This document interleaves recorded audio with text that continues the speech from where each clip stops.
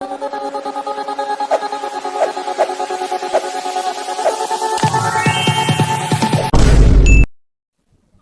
Hello viewers, நான் உங்கள் PK வந்தாச்சு. ஸோ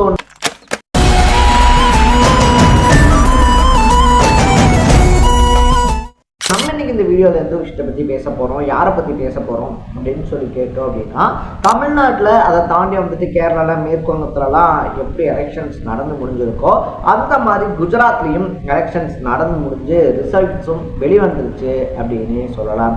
என்னப்பா சொல்கிற அப்படின்னு சொல்லி கேட்டோம்னா, அங்கே மாநகராட்சி தேர்தல் அப்படின்றது தான் நடந்து முடிஞ்சிருக்கு.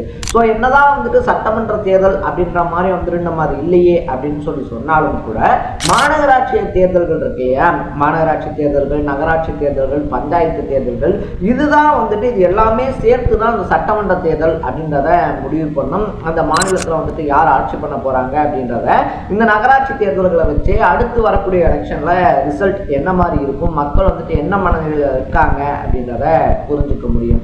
ஸோ அப்படி வந்துட்டு பார்த்தோம் அப்படின்னா, மறுபடியும் குஜராத்தில் ஒரு கிளீன் ஸ்வாப் அடிச்சிருக்கு பிஜேபி அப்படின்னு சொல்லலாம். ஸோ பிஜேபியை பொறுத்த வரைக்குமே வந்துட்டு பார்த்தோம் அப்படின்னா, கிட்டத்தட்ட 25 வருஷத்துக்கு மேல குஜராத்தை தன்னுடைய கண்ட்ரோல்ல வச்சிருக்காங்க அப்படின்னு சொல்லலாம். ஏன்னா அமித்ஷா மோடி இருக்காங்க இல்லையா, இவங்க ரெண்டு பேருடைய சொந்த மாநிலம். அதை தாண்டி வந்துட்டு அரசியல் ஆவணா அவங்க ரெண்டு பேருமே படித்ததே குஜராத்தில் தான். ஸோ குஜராத்தில் இருக்கக்கூடிய ஒவ்வொரு பஞ்சாயத்தும் நகராட்சியும் அத்துப்படி அப்படின்ற மாதிரி வந்துட்டு ஃபிங்கர் டிப்பில் ரெண்டு பேருமே வச்சுருக்காங்க.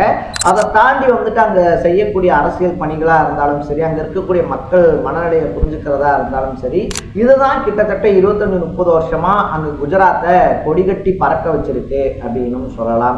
இன்னும் சொல்ல போனோம் அப்படின்னா, குஜராத் மாடல் அப்படின்னு சொல்லிட்டு அதை ப்ரமோட் பண்ணி தான் மோடியே பிரதமரும் ஆயிருந்தாரு. ஸோ என்ன நடந்துச்சு குஜராத்ல? அப்ப இன்னும் குஜராத்ல அடுத்து வரக்கூடிய தேர்தலையும் பிஜேபியை வீழ்த்த முடியாதா? காங்கிரஸும் ஆம் ஆத்மியும் அங்க என்னதான் பண்ணிக்கிட்டு இருக்காங்க அப்படின்ற மாதிரி பல விஷயங்களை தான் நம்ம பேச போறோம். அதுக்கு முன்னாடி நம்ம சேனலுக்கு நீங்க புதுசா வந்திருந்தீங்க அப்படின்னா மறக்காம சேனலை ஃபாலோ பண்ணி சப்ஸ்கிரைப் பண்ணிக்கங்க. ஃபர்ஸ்ட் ஆஃப் ஆல் வந்துட்டு பார்த்தோம் அப்படின்னா, குஜராத்ல 98ல இருந்தே பிஜேபியினுடைய ஆட்சி அப்படின்றதுதான் கொடிகட்டி பறந்துகிட்டு இருக்கு. 98க்கு முன்னாடி வந்துட்டு என்னன்னா காங்கிரசினுடைய ஆதிக்கம் அங்கெல்லாம் இருந்தாலும் கூட 98க்கு அப்புறமா குஜராத்னா எப்படி சொல்றது, பிஜேபினா குஜராத் அப்படின்னு சொல்லக்கூடிய அளவுக்கு பிரிக்க முடியாத ஒரு கோட்டையாவே மாறிடுச்சு அப்படின்னு சொல்லலாம்.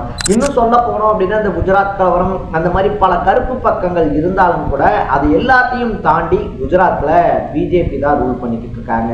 ஸோ லாஸ்ட் எலெக்ஷன் அப்ப இந்த மாநகராட்சி எலெக்ஷன் இருக்கு இல்லையா, மாநகராட்சி நகராட்சி எலெக்ஷன், இந்த எலெக்ஷன் டைம்ல வந்துட்டு பார்த்தோம் அப்படின்னா ஆம் ஆத்மி 3வது அணியா என்ட்ரி கொடுத்திருந்தாங்க அப்படின்னு தான் சொல்லணும். ஆம் ஆத்மி இப்ப இருக்கக்கூடிய நிலைமை வந்துட்டு கவலைக்கிடமா இருக்கு அப்படின்னு சொல்லலாம். ஏன்னா அவங்களே எப்ப பஞ்சாப் கவர்மெண்ட் கவுருமோ அப்படின்ற பயத்துல இருக்கும்போது, ஒரு 4-5 வருஷத்துக்கு முன்னாடி அங்க மாநகராட்சி தேர்தல் அப்படின்றது நடக்கும்போது ஆம் ஆத்மியும் அங்க போட்டிட்டு இருந்தாங்க அப்படின்னு தான் சொல்லணும். அதுலயும் பாஜகவுடைய கோட்டை அப்படின்னு வர்ணிக்கப்படக்கூடிய சூரத் மாநகராட்சி இருக்கு இல்லையா, சூரத்தில் வந்துட்டு 27 இடங்கள்ல வின் பண்ணி எதிர்கட்சி அந்தஸ்து அப்படின்றது வாங்கியிருந்தாங்க. ஆம் ஆத்மி வந்துட்டு எதிர்கட்சி அந்தஸ்து வாங்கின அந்த இடத்துல காங்கிரஸ் ஒரு தொகுதியில கூட ஜெயிக்கல அப்படின்னு தான் சொல்லணும். ஸோ அதனால வந்துட்டு இந்த எலெக்ஷன்ல ஆம் ஆத்மி மேலையும் ஒரு எதிர்பார்ப்பு இருந்துச்சு அப்படின்னு சொல்லலாம். ஏன்னா லாஸ்ட் எலெக்ஷன்லயே 27 சீட்டு வின் பண்ணியிருந்தாங்க. இந்த டைம் கொஞ்சம் டஃப் ஃபைட் கொடுப்பாங்க போல அப்படின்னு சொல்லி எதிர்பார்த்த சுச்சுவேஷன்ல கிளீனா ஸ்வாப் அடிச்சிருக்கு பாஜக அப்படின்னு சொல்லலாம். சூரத்தில் வந்துட்டு பார்த்தோம் அப்படின்னா இருக்கக்கூடிய 120 வார்டுகள்ல 115 வார்டை பாஜக ஒரு தனிப்பெரும் ஆளுமையோட கைப்பற்றி இருக்கு. ஆம் ஆத்மி வந்துட்டு பார்த்தோம் அப்படின்னா 4 சீட் ஜெயிச்சிருக்காங்க. வழக்கம் போல காங்கிரஸால அங்க காலூன கூட முடியல அப்படின்னு தான் சொல்லணும். சரி, ஓகே, அந்த அளவுக்கு பாஜக அப்படி என்னதான் பண்ணிட்டாங்க அப்படின்னு சொல்லி பார்த்தோம்னா, அரசியல் இருக்கு இல்லையா, அரசியல்ல அப்டேஷன் அப்படின்றது ரொம்பவே முக்கியமான ஒரு விஷயம். முன்னாடிலாம் வீட்டுக்கு போய் கேட்டுக்கிட்டு இருந்த எல்லா கட்சிகளுக்கும் மத்தியில பாஜக இந்த டைம் வந்துட்டு பார்த்தோம் அப்படின்னா ஐடி இங்க ஸ்ட்ராங் பண்ணதோட மட்டும் இல்லாம இன்ஃப்ளூயன்சர்ஸ்க்கு அதிகப்படியான சீட்ஸை கொடுத்துருக்கு அப்படின்னு சொல்லப்படுது.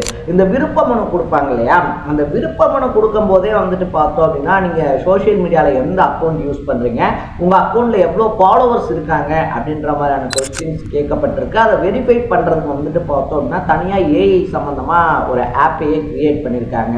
ஸோ அதன் மூலயமா வந்துட்டு பார்த்தோம் அப்படின்னா அங்கே பரிச்சயமாக இருக்கக்கூடிய மக்கள் இருக்காங்க இல்லையா, மக்களுக்கு ரொம்ப பரிச்சயமாக இருக்கக்கூடியவங்க பிரச்சாரத்தை வந்துட்டு பார்த்தோம் அப்படின்னா நம்ம இந்த மாதிரி இன்ஸ்டாகிராம்லையோ யூடியூப்லையோ ஆன்லைனில் பண்ணோம் அப்படின்னா அது இன்னும் அதிக அளவில் போய் சேரும் அப்படின்றதுக்காக இன்ஃப்ளூயன்சர்ஸ்க்கு அதிகப்படியான வாய்ப்புகள் கொடுக்கப்பட்டிருக்கு அப்படின்னு சொல்கிறாங்க. ஸோ இன்ஃப்ளூயன்சர்ஸ்க்கு அதிகப்படியான வாய்ப்பு கொடுக்கப்பட்டப்பயே இவர் நமக்கு தெரிஞ்சவர்ல அப்படின்ற மாதிரியான ஒரு தோற்றத்தை வச்சு பாஜக இவ்வளோ பெரிய அசுர வெற்றி அப்படின்றத அடைஞ்சிருக்கு. பாஜக எப்பயுமே குஜராத்தை தன்னுடைய கோட்டையாக தான் வச்சிருக்கு. அப்போ ஆம் ஆத்மியும் காங்கிரஸும் என்னதான் பண்றாங்க அப்படின்னு சொல்லி பார்க்கும்போது காங்கிரஸ்ல வழக்கம் போல இருக்கக்கூடிய பிரச்சனையான கோஷ்டி மோதல் அப்படின்றது இருக்கு இல்லையா, அது குஜராத்லையும் ரொம்ப பெரிய அளவில் இருக்கு அப்படின்னு சொல்லப்படுது.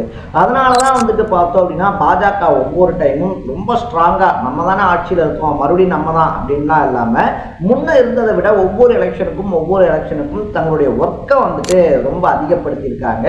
அதனுடைய ரிஃப்ளெக்ஷன் தான் அவங்க ஒவ்வொரு எலெக்ஷன்லையும் ஜெயிக்கிறது அப்படின்னு சொல்லலாம்.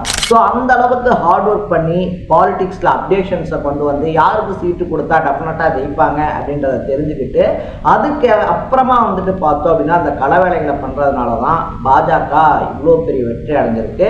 அந்த இடத்த கோட்டை விட்டதுனால தான் காங்கிரஸ் படுதோல்வி அடைஞ்சிருக்கு அப்படின்னு சொல்லலாம். இன்னொரு பக்கம் வந்துட்டு பார்த்தோம் அப்படின்னா காங்கிரஸையே தூக்கி காலில் போட்டு மிதிக்கும் போது ஆம் ஆத்மிலாம் ஏமாத்திரம்டா, இப்போதான் வந்துட்டு பார்த்தோம் அப்படின்னா 8 எம்பிக்கள் பிரச்சனை, பஞ்சாப் கவர்மெண்ட் எப்போ கவர்மெண்ட்ற கவலை அப்படின்னு சொல்லிட்டு ஆம் ஆத்மியே ஒரு மாதிரி தள்ளாடிக்கிட்டு இருக்கு. அவரே வந்துட்டு மாநில அரசியலேருந்து தேசிய அரசியலுக்கு போகலாம் அப்படின்னு முயற்சியை எடுக்கும்போது இருக்கக்கூடிய மாநிலமே கையை விட்டு போகக்கூடிய கவலையில் அவர் தள்ளாடிக்கிட்டு இருக்கும்போது குஜராத் ரிசல்ட்டை பற்றிலாம் அவர் கவலைப்படக்கூடிய சுச்சுவேஷன்லேயே இல்லை அப்படின்னு சொல்றாங்க அரசியல் வட்டார புள்ளிகள். ஸோ இந்த டேட்டாஸ் வச்சு பார்த்தோம்னா இனி வரக்கூடிய 10 வருஷத்துக்கு டெஃபினட்டாக குஜராத்தில் பாஜகவினுடைய ஆட்சி தான் அப்படின்னு சொல்றாங்க அரசியல் வட்டார புள்ளிகள். ஸோ பாஜகவினுடைய இந்த வெற்றியை பற்றி நீங்க என்ன நினைக்கிறீங்க அப்படின்றத கமெண்ட் பண்ணிட்டு இதே மாதிரி அப்பப்போ அப்டேட்டாக போயிட்டு இருக்க விஷயங்கள் அது கரண்ட் அஃபேர்ஸாக இருந்தாலும் சரி, பாலிடிக்ஸாக இருந்தாலும் சரி, ஸ்போர்ட்ஸாக இருந்தாலும் சரி, அப்பப்போ அப்டேட்டாக போயிட்டு இருக்க விஷயங்களை நீங்கள் தொடர்ந்து தெரிஞ்சுக்கணும் அப்படின்னு ஆசைப்பட்டீங்கன்னா மறக்காம சேனலை ஃபாலோ பண்ணி சப்ஸ்கிரைப் பண்ணிக்கோங்க. நாளைக்கு இதே மாதிரி இன்னொரு இன்ட்ரெஸ்டிங்கான வீடியோவோட சந்திக்கலாம். Ta ta, bye by.